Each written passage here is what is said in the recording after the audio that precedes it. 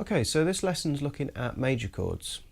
Now I'm going to go into a little bit of detail about the best fretting hand position, the best way to use your fingers and your whole hand to play each chord, but if you need any more information then just review the starter technique lesson on chords. I'm also going to present each chord in a separate chapter, so if you're using this for reference you can skip through any of the chords to get to the one that you need to relearn. So this first chord I'm looking at is an A major.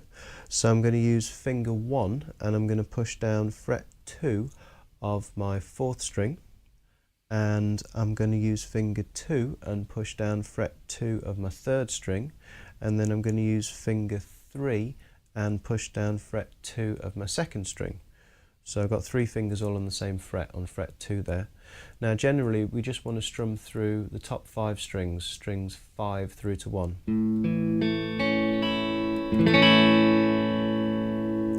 So I'm bending my wrist there, reasonable amount, and my thumb isn't too high up. I'm not up like this, sort of cradling the neck. It's a bit of a tight squeeze there, particularly if you've got large fingers. You might find it quite difficult to fit all 3 fingers into that small space, into fret 2. So you've got to kind of overlap them as much as you can, sort of scrunch them together.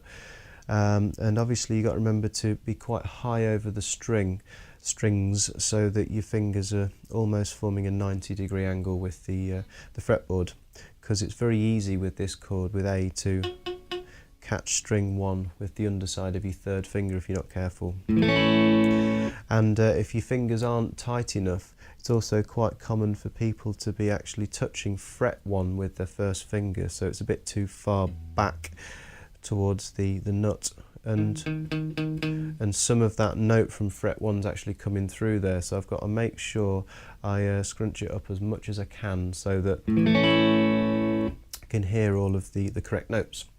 Now if you find that really difficult, there is an alternate way of playing A.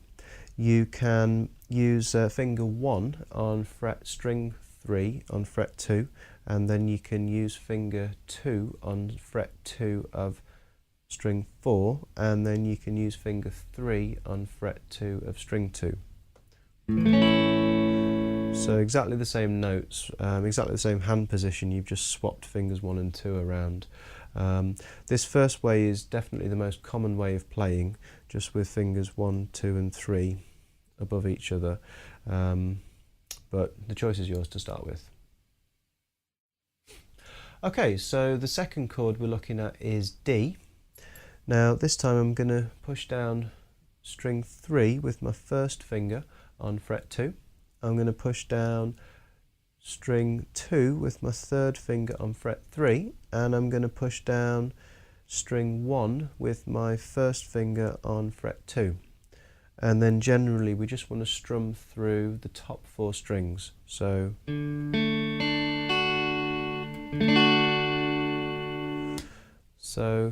I've got a similar wrist position as with the A chord, and my thumb's basically in the same place as well.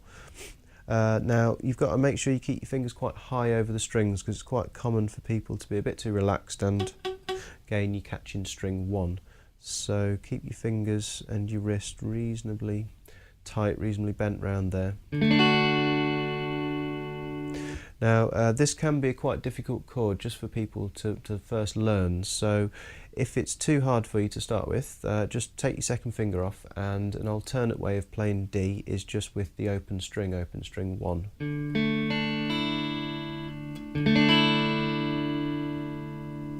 But if you have to use that, keep trying D, and hopefully you'll get there eventually.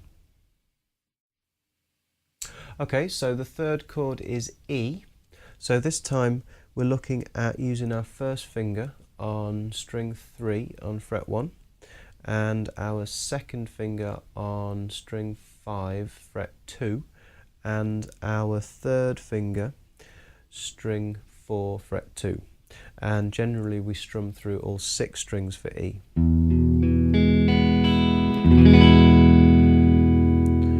Okay, so similar hand position as with the other 2 chords, with my wrist bent round a little bit. This one's a little bit easier than the other two, I think, to start with. You might find maybe you're a little bit too flat again, too relaxed into your first fingers catching string 2 maybe. You might also find that you're not pushing down hard enough with your first finger, because remember fret 1 is a bit tighter, the string's a bit tighter there, so you've got to give it a little bit more effort.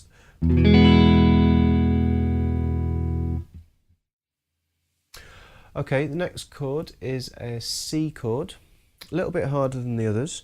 We're going to start off with finger 1 on fret 1 of the second string. So just strumming through the top 3 strings was the same as the starter C. Now we're reaching across with our second finger, and we're going to push down fret 2 on string 4, and then we're going to reach across even further, and we're going to push down fret 3 on string 5 with our third finger. Now generally we just want to strum through the top 5 strings for this chord.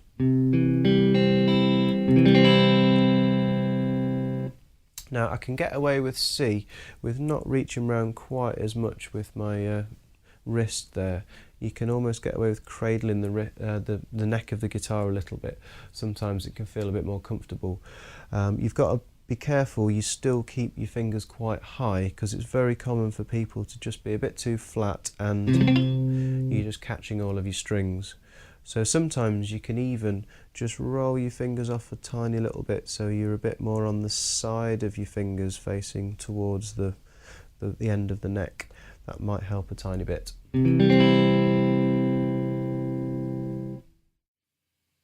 Okay, and the final chord is G.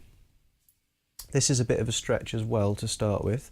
So we're going to use finger 1 on fret 2 of string 5, and then finger 2 on fret 3 of string 6, and then reach all the way down with finger 3 on fret 3 of string 1.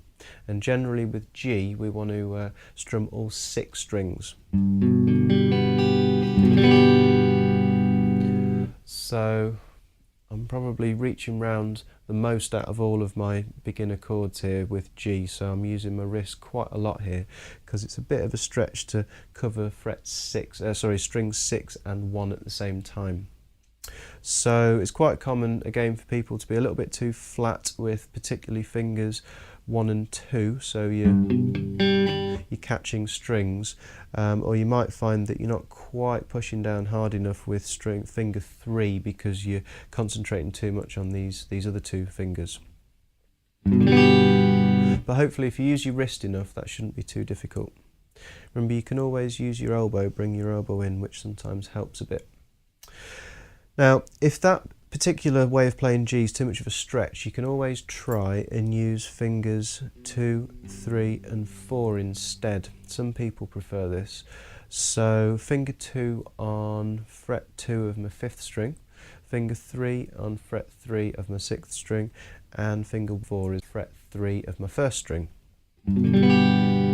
It's maybe a tiny bit less of a stretch, but because you won't be as used to using your little finger, it's probably not as strong as the others. A lot of people do actually find that quite hard. So the choice is yours. You can go for either one, but whichever one you go for, just stick with that and just play that for the time being. You don't want to get confused between different types of Gs, different ways of playing the same chord. This first one, using fingers 1, 2 and 3, is definitely the most common in rock and pop, sort of more electric styles. The fingers 2, 3 and 4 is maybe more of a sort of folk kind of approach.